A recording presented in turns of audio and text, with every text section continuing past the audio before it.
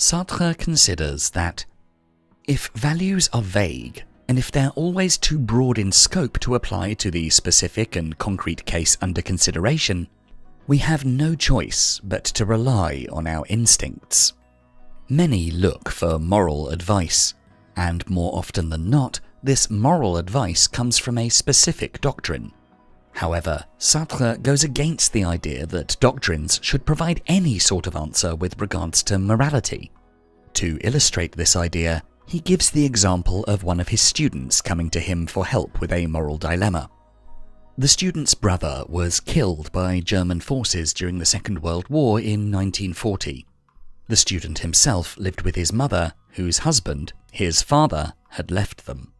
After being left by her lover and learning of the death of her son, the woman was inconsolable.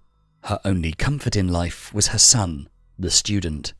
The student got the choice of joining the Free French forces and going to England, where he would get the chance to fight and avenge his brother's death. Doing so, however, would include having to leave his mother behind and being unable to comfort her or help her with her life. His absence and perhaps his death might become too much for her to bear, while his staying behind would guarantee benefit to her life.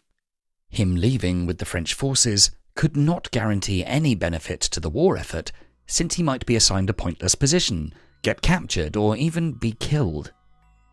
Sartre describes his two options as two different moralities, one motivated by individual sympathy, the other of a larger scope with larger ambitions, one guaranteed to succeed, the other more ambiguous. When asked what the student should choose, all Sartre could do was remind him of his own freedom and responsibility. It's your choice to make.